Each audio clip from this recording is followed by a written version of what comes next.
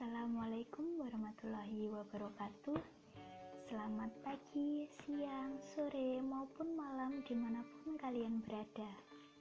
Semoga kalian semua dalam keadaan sehat walafiat. Sebelumnya perkenalkan, saya Windy Saputri dari STKIP PGRI Pacitan, Program Studi Pendidikan Informatika Angkatan tahun 2017. Saya akan sedikit membagi ilmu tentang konsep pemodelan perangkat lunak.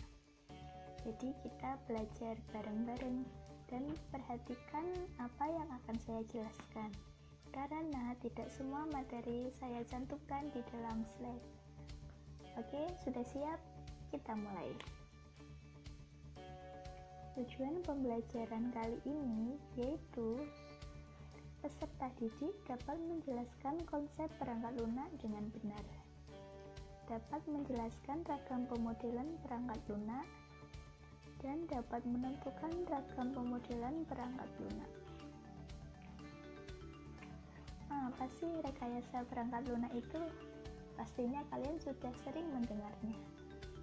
Rekayasa perangkat lunak merupakan suatu disiplin ilmu yang membahas semua aspek produksi perangkat lunak, mulai dari tahap awal sampai pemeliharaan sistem setelah digunakan. Pemodelan perangkat lunak sendiri merupakan suatu hal yang dilakukan di tahapan awal dan akan mempengaruhi pekerjaan dalam rekayasa perangkat lunak tersebut.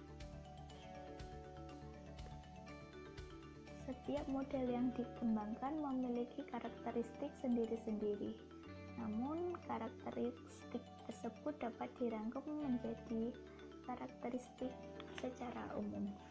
Yang pertama, kebutuhan terhadap definisi masalah yang jelas. Yang kedua, tahapan-tahapan pengembangan yang teratur.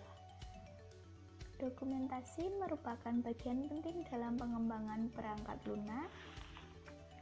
Keluaran dari proses pengembangan perangkat lunak harus bernilai ekonomis.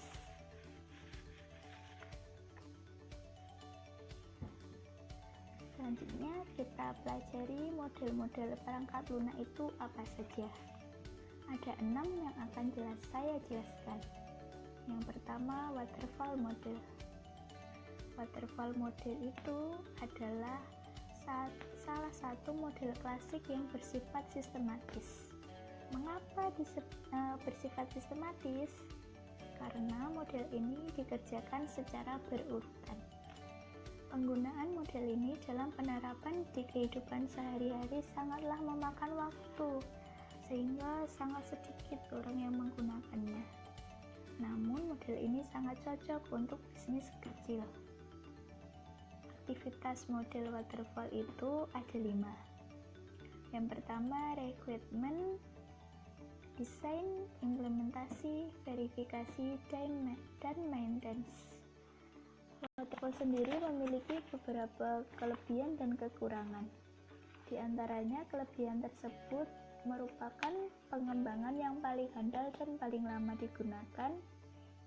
Pekerjaan proyek sistem akan terjadwal dengan baik dan mudah dikontrol, menghasilkan kualitas yang baik.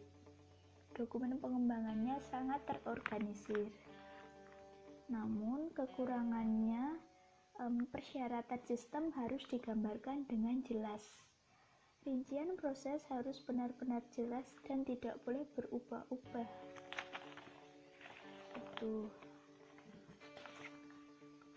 Kalau contoh studi kasusnya untuk mengatasi permasalahan yang bersifat manajerial dalam kegiatan strategi dari suatu perpustakaan untuk mencapai tujuan perpustakaan tersebut. Kita masuk model yang kedua, yaitu incremental model.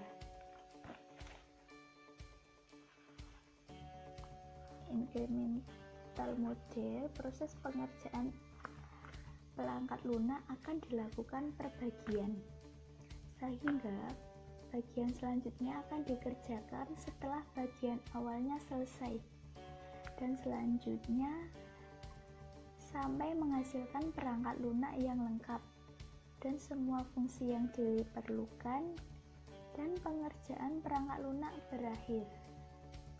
Seperti itu. Jadi dilakukan 1, 2, 3 hingga berakhir,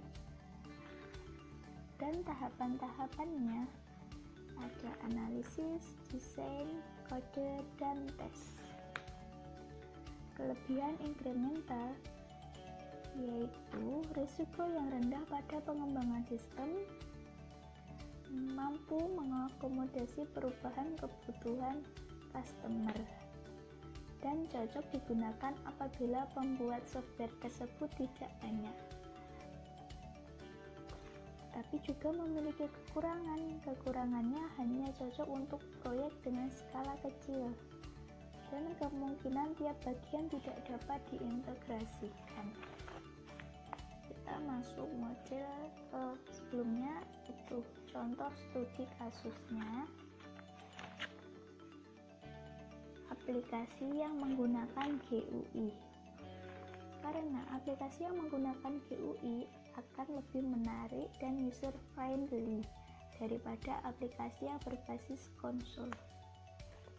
Kita masuk model yang ketiga, yaitu spiral model.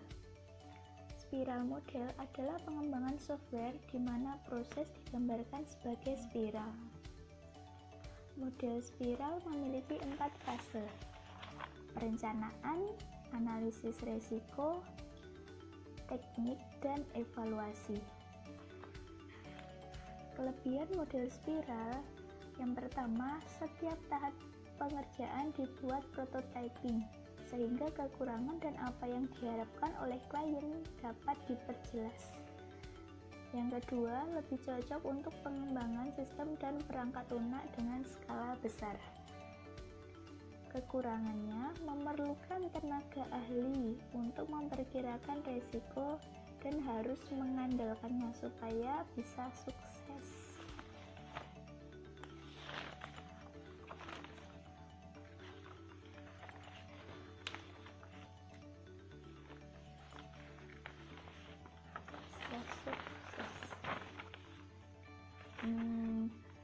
Contoh studi kasusnya yaitu identifikasi masalah berdasarkan sidik jari atau fingerprint yang sekarang itu digunakan dalam perusahaan-perusahaan, dalam kantor, dan juga sekolah-sekolahan.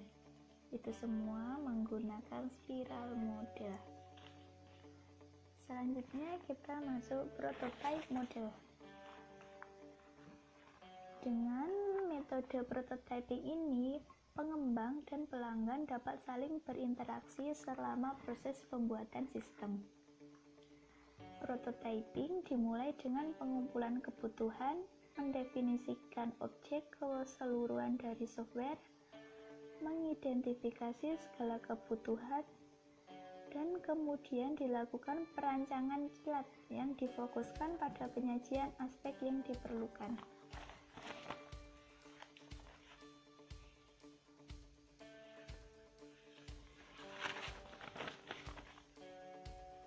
Kelebihan dari prototype sendiri yaitu prototype melibatkan user dalam analisa dan desain. Yang kedua, mempersingkat waktu pengembangan sistem informasi. Kekurangannya, proses analisis dan perancangan sistem terlalu singkat, biasanya kurang fleksibel dalam menghadapi perubahan. Contoh studi kasusnya, pembuatan sistem informasi akademik pada SMP Negeri 20 di Bandung. Itu yang saya ketahui. Kita masuk ke model yang kelima, yaitu RAD model.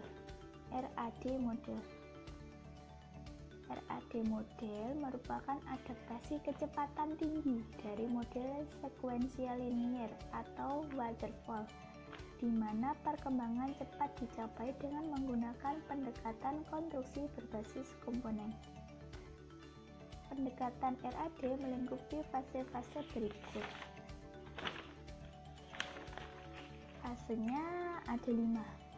Yang pertama business modeling, yang kedua data modeling, yang ketiga proses modeling, yang keempat aplikasi generation, yang kelima testing dan turnover.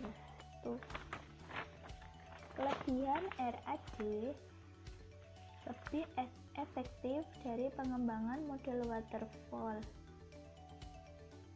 karena menghasilkan sistem yang memenuhi kebutuhan langsung dari pelanggan.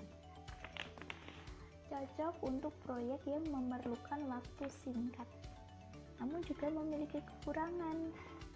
Kekurangannya tidak cocok digunakan untuk sistem yang mempunyai resiko teknik tinggi, membutuhkan tenaga kerja yang banyak untuk menyelesaikan sebuah proyek dalam skala besar.